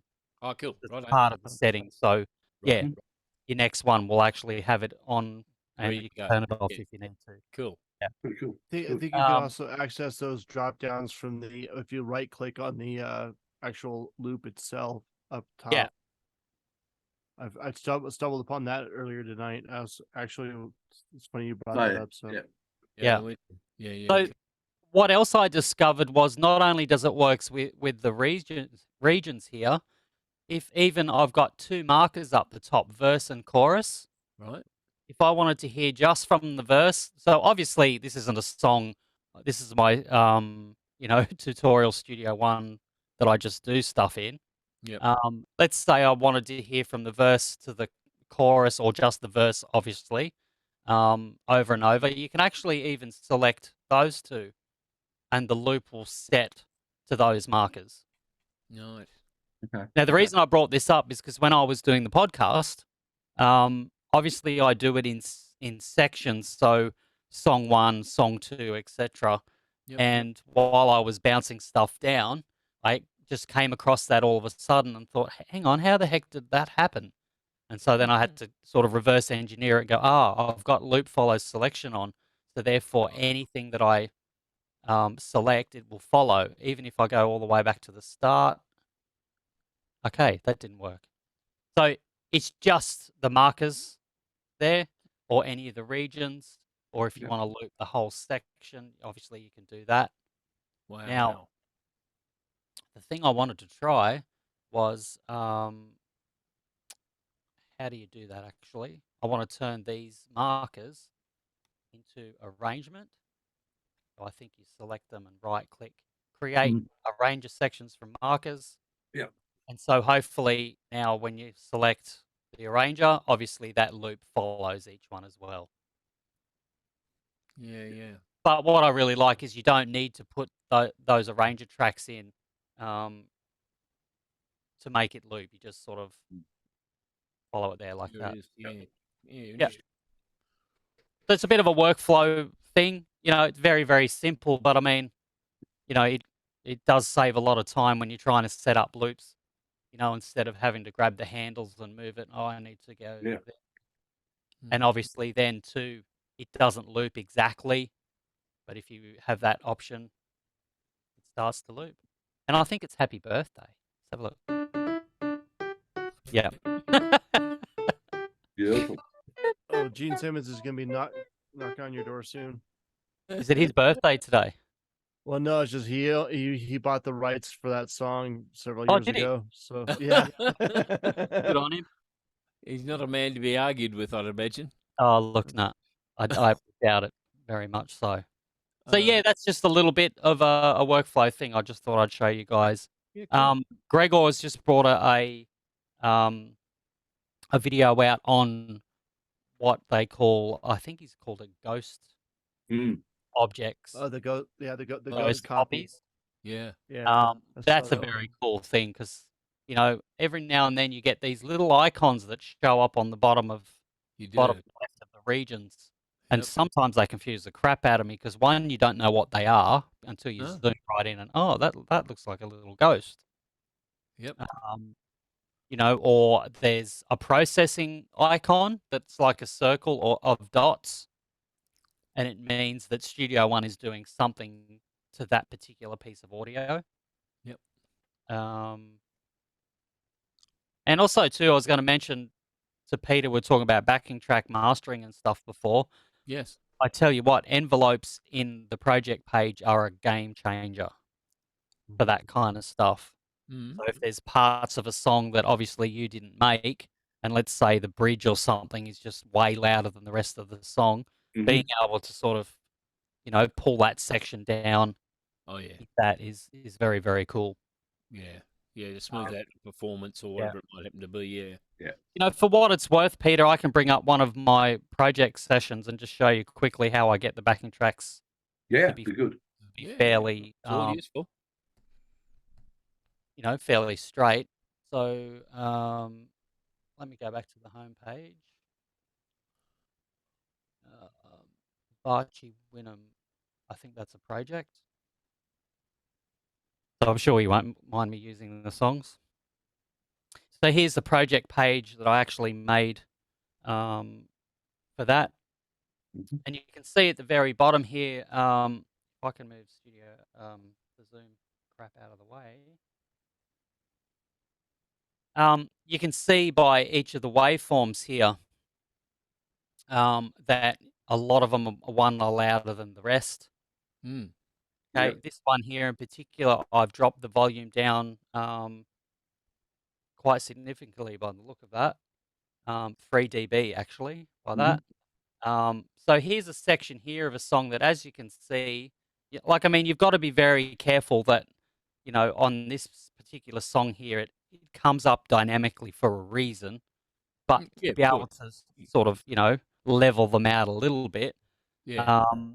as I'm mastering through, and I'll show you in a second, as I'm going through them, I always pick the loudest part of each one Sure. to get my levels kind of Okay. thing. Yep. Yep. All right. So as I said, Ozone even tells you to do that. sorry. So Ozone even tells you, hey, select your most loudest part for this when they're Yeah. setting So up as I was levels going and to things like mention, Ozone 10 is what I use on the mastering channel here. Okay. Okay. There's an EQ, a little bit of saturation, and the maximizer. And as I said before, I usually set my ceiling for audio backing tracks that are going through a PA. Mhm. I have a constant minus 3 dB level. So I don't want anything going over 3 dB. 3 dB. But minus 3. dynamically, everything comes up if, let's say, the PA guy has to gain stage that a little bit to bring the levels out of his PA. You've got that kind of fallback Okay. that they're not going to be really, really loud, and he's got a limiter on everything. Yeah. Yeah. So we're Mhm. slamming it. There. Yes.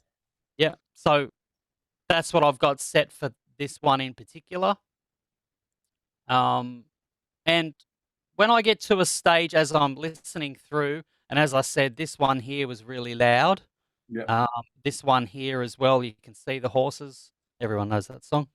And that was Nice. too loud, but not having, because previous versions of Studio One didn't have that volume automation that you can do, Okay. Good. Well, which makes it really easy. another part of that is up in the thing that associates with each of your tracks. You can actually display loudness information by track up the Yeah. top. Yes. Yep. Yep. So that's always a good guide too. If you have a quick flip through the tracks and you're something, oh yeah, that's what I thought. That's got a fair bit more in the life's values and stuff. It's sometimes just a little adjustment can just make the whole thing just sit nicer. Yeah. But I always go Exactly. through and a couple of times when I think I've got them right, and actually play bits of them and then go to the loud bits and just see if they are actually sitting at about the same volume. And it doesn't take too long. That's for sure. It just you don't have to spend hours on it. Yeah. No. That's good. So on that point, actually, what I normally do when I'm mastering for levels this way, bear in mind I'm not mastering for, An album. as far as EQing and what something Oh, yeah. feels warm or any of that mastering, sorcery, Yep. which a lot of it is. But basically, mastering is making sure that the album tracks are all the same level, so one doesn't jump and all of a sudden. So what I normally do is I go through very, very quickly in each track. I actually had the guy Roger, who I do these for, watch me one day, and he went, "Holy crap! How can you listen to what's going on?" It's just the way I do it, and it's all about sound pressure level for me. I can kind of feel in my ears when something is too bottom endy or it's too loud. You can kind of feel what's going on. So while I'm doing it, if you have a look at the top here, I've got my meter in the middle. I just left everything the way it is, and you'll notice that there's -3 here. Okay, so because I've already mastered for level in this particular one, you'll notice that I just keep a very strong eye on here, and I pick each song and the loudest part of them. So as you can see, this one in particular, it's squared off here. So I would play that part, and I play this part here, that one of that one. All right, so while I'm going through, you should be able to hear what's going on, and I just want to get a really, really quick kind of level of what's happening here.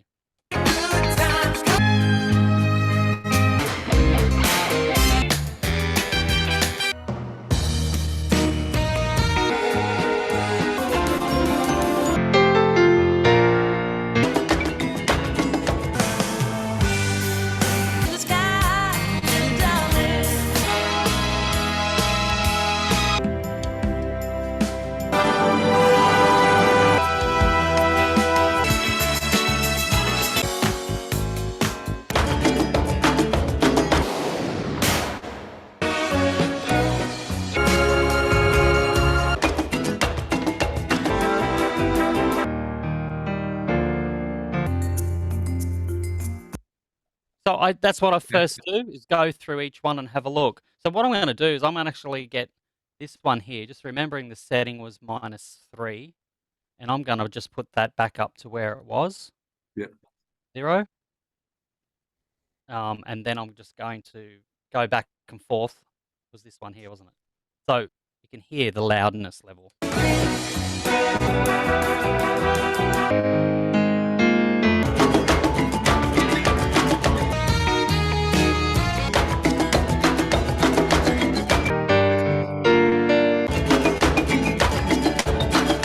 Even though on the meter it's not going above -3.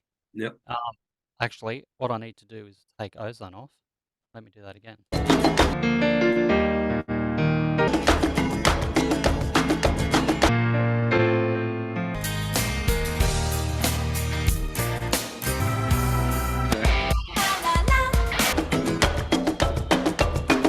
That track is way louder than everything else. Certainly is. Yep. And I've noticed that it's clipped it as well. So it's kind of jumping up. If you have a look when I play it back, that 0 mark there. Yeah. So that's the first thing I did before adding any of my ozone stuff, is I just brought that down -3, because obviously that's where it was sitting.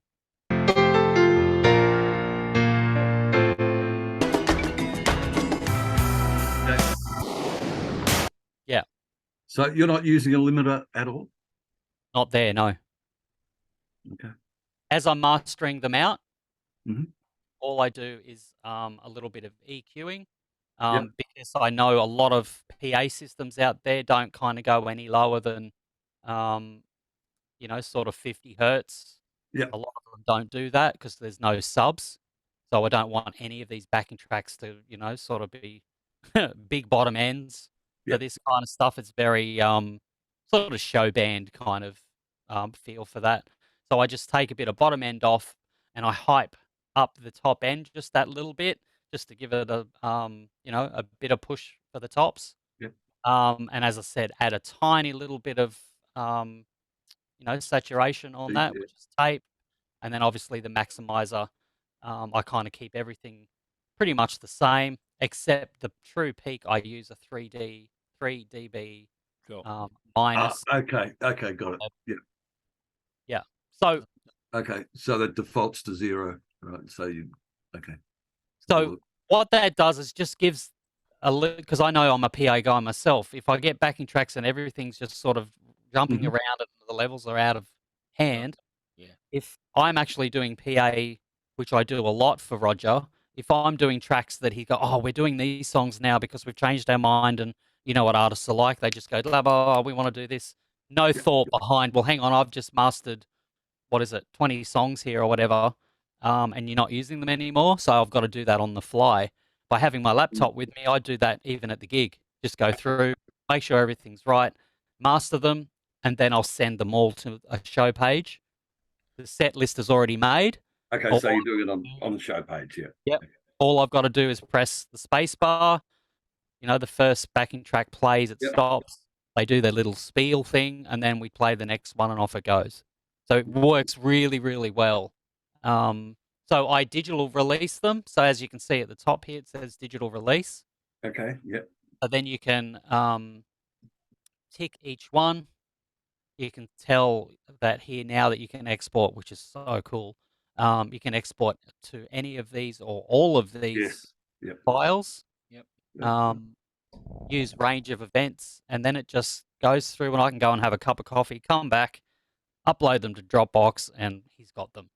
So really, I don't want to do it. So really mastering as far as level is concerned is quite easy. As you said, though, it's dynamics. Yeah. So you've got to make sure that, for instance, this track here,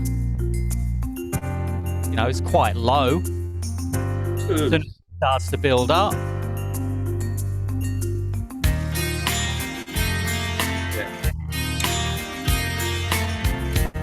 I've even seen PA guys turn it up thinking, oh, gee, that's really low. I better turn that up. Walk away for a drink or something and come back next minute. Bang. Bloody PA's distorting and carrying on. Yeah. If you know that, you're pretty well set. And I know never like to look at audio to fix it. I always use my ears, but you can tell straight away that, oh shit, that part of the song's a lot louder Yeah, than obviously. that Yeah. part, or this part here in the middle is a lot louder than the very start. Okay. Or if if it's a piano track, which one of those were piano?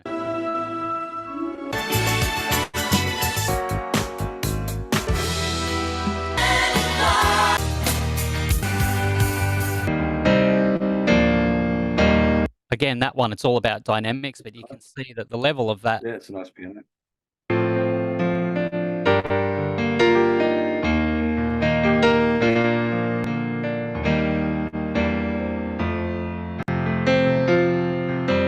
So you can see Ozone has done its job really nicely on that. If I turn it off. And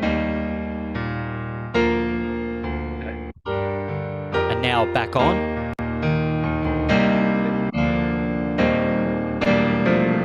You know, that tape saturation has done so much. Yeah, it's brought them.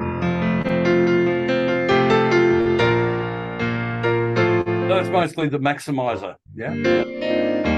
No, that's the vintage tape saturation. Ah, okay, sorry. All right. So if you listen to it with it off, I'll just disable the vintage tape version.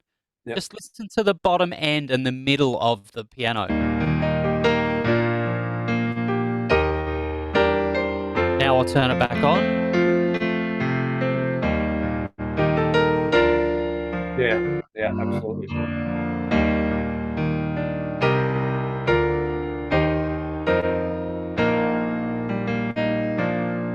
And see that EQ's catching a lot of that bottom end that you don't need. No, it's good. Balancing it That's back excellent. up again.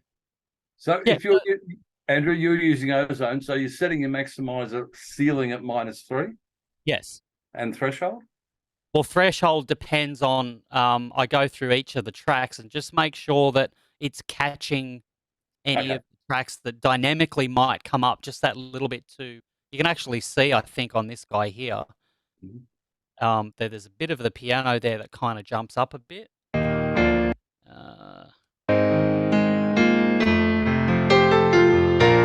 Yeah, so the piano player is playing a little bit harder in that section. If we actually have a look at the Ozone maximizer here, I think you'll notice in the display up here, you'll notice it grab that section.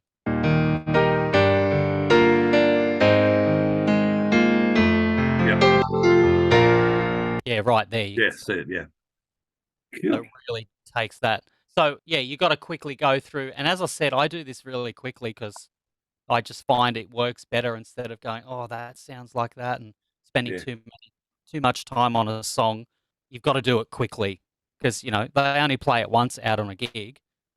Well, yeah. And it is kind of what it is if it needs to be. So I go through each one, just make sure that threshold. So let's say, for instance, this track here, which is quite hot.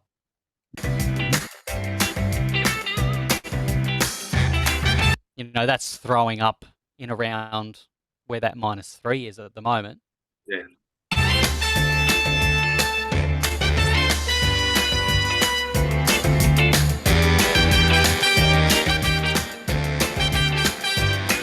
But I don't want it to sort of crush it too much, as it were. But again, it's use your ears, mate. That's the best thing, and you've got good ears, so if you hear something that's a bit out of whack, that's why I said to you before, the thing of having something like Studio One, where you can go from making the backing track into mastering it, and then making a show out of what you've just done. I think that's just gold. You don't have to worry about other programs on an iPad and all the rest of it. It just works. And I've actually been able to run PA, do lights, and run the backing tracks all on an iPad. Okay. Works. Yes. Makes sense. Yeah. So anyway, I just thought I'd share my process with that. Great. You could master your own stuff pretty quickly by doing that.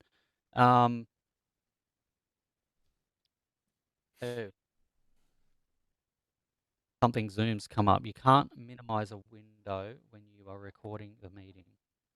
Fair enough. So yeah, I just thought I'd share that. That's something I do a lot, which is just level mastering backing tracks for people. Excellent. Um, I'll send them over to you. oh yeah, thanks. Yeah. And I'll send an invoice just as quick.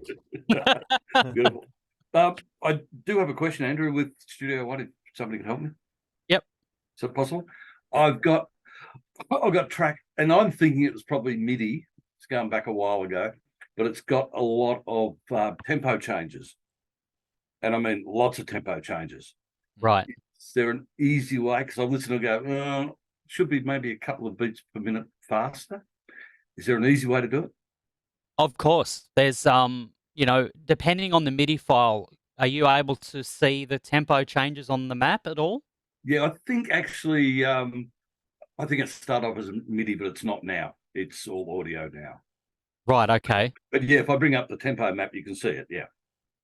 Yeah, so if it's all audio, what I would do would be actually, did I do a video on I think I did do the video on the tempo track of how to tempo map to a track. Okay. I think Yeah. you did. What the If- problem is, I mean, I Yeah. look and go, okay, I want 2 dB. So I got, 2 beats per minute. So I go, okay, it's 67. So I make that 69. The next one's 73. I make that 75. But there's so many of them, when you get halfway through, go, shit, did I do that or didn't I do that or whatever? I just wonder if there's not a way you can just kick everything by +2. You know what I mean?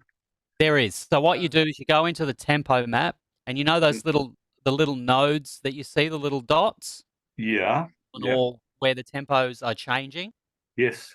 You select them all. You can actually click on the lane and go Control A or Command A, whichever computer you're on, Yeah. and that should select all of the tempo changes. Okay. Then just use the last tempo that you've got. If you want to go everything up by 2, Mhm. let's say your last tempo node was, I don't know, 128. Yep. Go up to Go up to 130, and that should show everything come up. Actually, you know what? Bugger it. Fantastic. Let me try it, just so then we know. So I'll come back over to there. Where's Zoom? Share screen again. I'm going to have to set up some buttons for this. Okay, you should be able to see it. Okay, so we've got tempo Yep. here. Let's just do a whole heap of stuff here. We don't know what we're doing. We're just doing stuff, raising, lowering, all the rest. So let's say it's a very quick song. Yep. And if you highlight them all, you'll notice that they'll sort of turn blocked. Or if I go Command A, see how they've all the dots look different now when I Control A them all. Oh, yep. Got it. So then you just double click on that one. Sorry. Let me do that again. You'll be able to click on that one. Right click. Yep. And then go, okay, this one's 129. I want everything up by 2. So what does that make that? 130. 131. I didn't select them all, did I? No. Mm-mm. Let's try that again, shall we? Hang on. Let me take that back. Take that back. Take that back. That's better. You should be able to select them all. And that should come up by 2. There you go. Yeah. That's it. Yeah. Ah, Easy peasy. Yeah. easy. Okay. There we go. And it doesn't matter with the inspector, like whether it's follow or anything like that. It makes no difference. Well, even if it is in follow, obviously everything will come up. So if I grab all this now, you'll notice that the whole thing comes up and Okay. down. So, what was 130 is going to be now 132. Yep. Et cetera, et cetera. Fantastic. One thing I have played around with tempo, which is quite fun, is the transform tool. But we can get into that later. Okay. No, that's great. That's brilliant. Yeah, that'll make life easier, Pete. Yeah, because I'm thinking I'm going to have to export the thing, and Yeah. do mix down and then read in, and yeah. Because you know where I got that from? I thought, oh, you could probably do that in the tempo map. Is that in any of the MIDI sections down here, if you've got things like velocity, Mm-hmm. do the same thing. You can highlight them all Yep. and then turn each velocity it in. up and Yep. down. Of course. Makes Okay. sense. Yep. Yeah, wouldn't or have you thought can that, do it this way and change any of the values down here that you need. Yeah. Even start positions Mhm. and stuff like that are fantastic. But yeah, you can do that with any of this stuff here. Wow. Cool. Fantastic, sir. Thank you. Awesome. Awesome. I got a sore neck. Anyway. So yeah, we might wrap it up there. I'm getting a bit hungry, to be honest, and it's Mhm. 9:00. And unless there's anything else that anyone would like to No, add, no. take away, I divide was by. curious. I was curious about something you were doing in the project page. Like, let's say I wanted to do like an album that was like makes for continuous play, like a Pink Floyd sort of thing, Oh yeah. where every song just kind of bleeds right into the next. Um, is it possible to crossfade those in like that, like on that project page, or do you have to just have it composed like set up that way? No, you before can have it when you're rendering the tracks down. You can have it just run from track to track. Hmm. Yeah. You can crossfade, yeah. Yeah. Is it So Control X or just X or something? Does crossfades? yeah, but you can also set the time in between each of the tracks. And so, like, let's So say you if I can have wanted a to 2-second gap or continuous. Hmm. Yeah, So definitely. like if I wanted to have like one song like bleed right into the other, or even if you were to do that with like, say like if you're backing track, like where the artist wanted to do it like as a medley or something, they didn't want to have the banter in between songs. They just wanted to go from where the one song just goes right into the next one. They Yeah, would be able to definitely do now with something like automation that. you can do that. Yeah. Again, let me just. I shouldn't shut it down until everyone's finished. Go back here.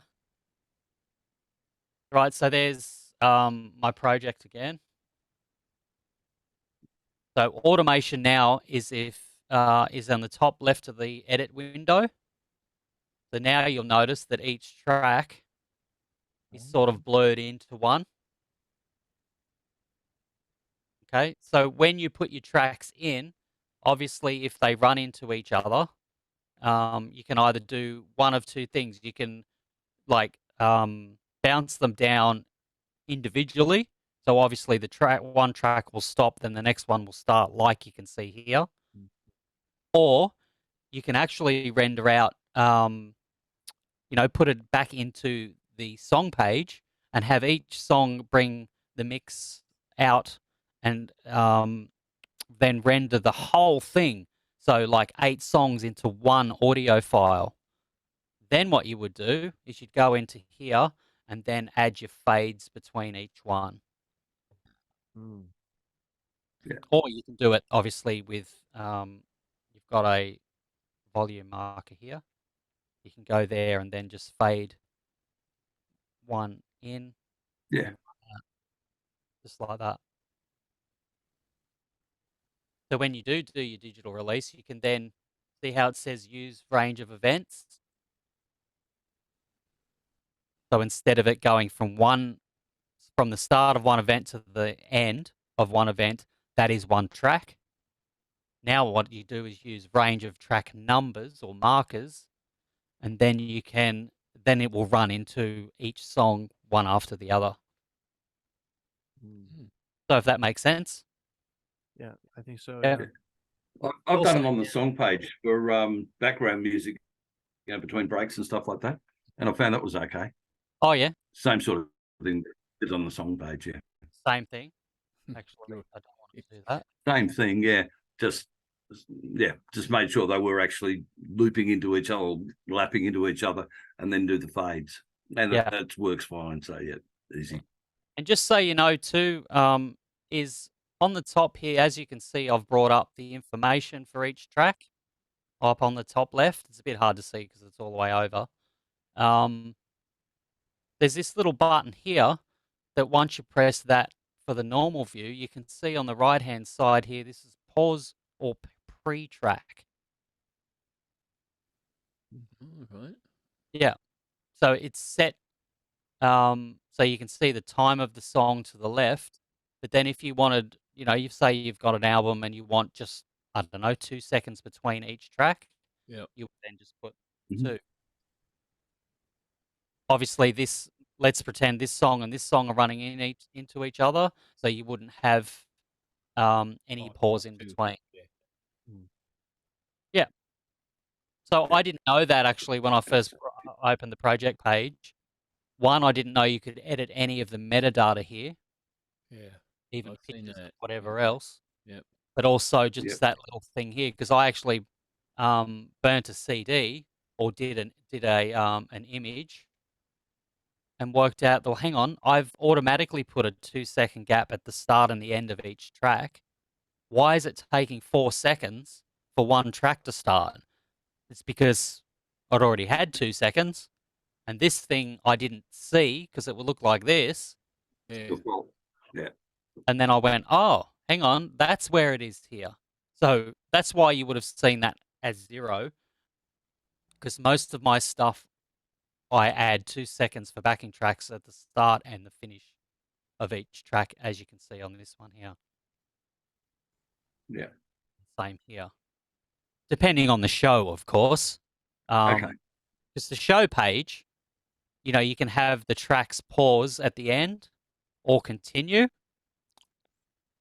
So if it's continue and the guys are doing their little blurb on stage before the next track starts, some of them I get, okay, we've timed it at a minute of dialogue that we're doing between each other before the next track starts.